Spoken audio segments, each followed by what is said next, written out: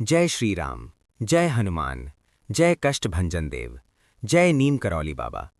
कैसे हैं आप सभी? आशा करता हूं कि आप सब भगवान की कृपा से स्वस्थ, खुश और अपने जीवन में आगे बढ़ रहे होंगे। दोस्तों, आज के इस ब्लॉग में आप सभी का दिल से स्वागत है। आज मैं आपके लिए एक ऐसा अनुभव लेकर आया हूं जो केवल एक कहानी नहीं, बल्कि सच्ची श्रद्धा, अटूट विश्वास और प्रभु की कृपा का जीवंत प्रमाण है।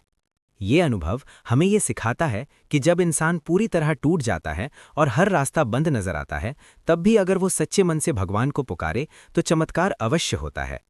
दोस्तों, ये अनुभव गुजरात के नवसारी की रहने वाली अर्पणा जी का है। उनके पति एक ज्वेलरी एक्सपोर्ट कंपनी में अकाउंटेंट के रूप में काम करते थे।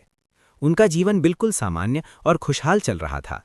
काम अच्छा था, परिवार में प्रेम था और सब कुछ सही दिशा में बढ़ रहा था। लेकिन मार्च 2020 में लगे लॉकडाउन ने उनकी जिंदगी पूरी तरह बदल दी।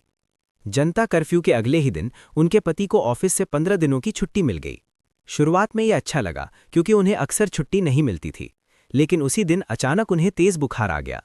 उस समय कोरोना का डर हर किसी के मन में था, इसलिए वे दोनों घबरा गए।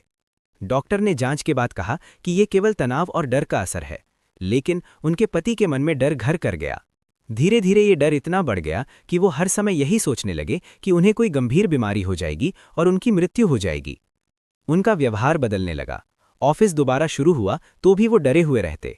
घर आकर तुरंत नहाते और खुद को अलग कर लेते, यहाँ तक कि अपनी पत्नी को भी पास नहीं आने देते थे। रात में उनकी हालत और खराब हो जाती। जैसे ही सोने की कोशिश करते, उनकी धड़कन तेज हो जाती और उन्हें घबराहट होने लगती। वे पूरी रात जागते रहते। ये स्थिति दिन ब दिन बिगड़ती गई। अर्पणा जी बहुत परेशान हो गई। उन्होंने डॉक्टर को दिखाया, जांच करवाई, लेकिन सभी रिपोर्ट सामान्य आईं। डॉक्टर ने कहा कि ये मानसिक तनाव है।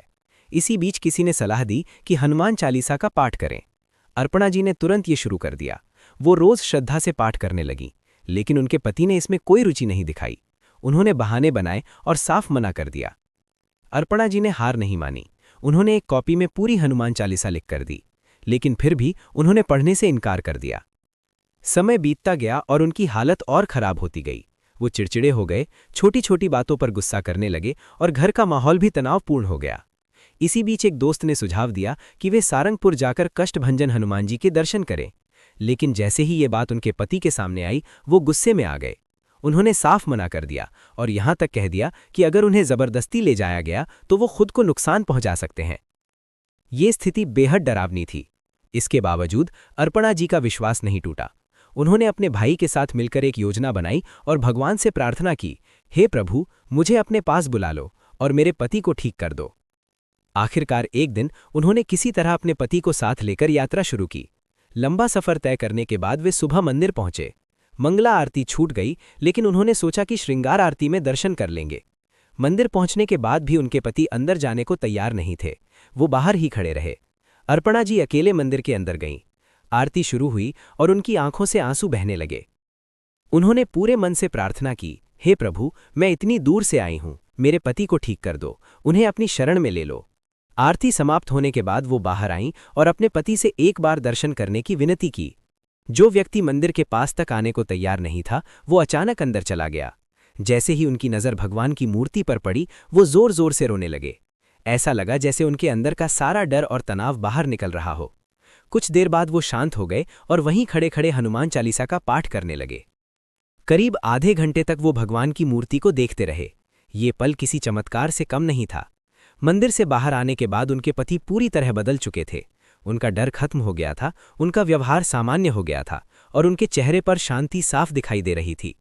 घर लौटने के बाद उन्होंने खुद से रोज हनुमान चालीसा का पाठ शुरू कर दिया।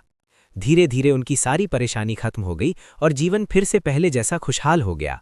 दोस्तों, ये अनुभव हमें एक बहुत बड़ी सीख देता है। चाहे समस्या कितनी भी बड़ी क्यों ना हो, अगर आपकी श्रद्धा सच्ची है और आपका विश्वास अटल है, तो भगवान हर मुश्किल को आसान बना देते हैं। अगर आप भी किसी परेशानी में हैं, तो कभी हार मत मानिए। हनुमान जी पर विश्वास रखिए, नियमित रूप से हनुमान चालीसा का पाठ कीजिए और अपने कर्म अच्छे रखिए। याद रखिए, जब इंसान हार मान लेता है, तब भी भगवान उसके लिए रास्ता बना देते हैं। जय श्री राम। जय हनुमान। जय कष्टभंजन देव। जय नीम करौली बाबा।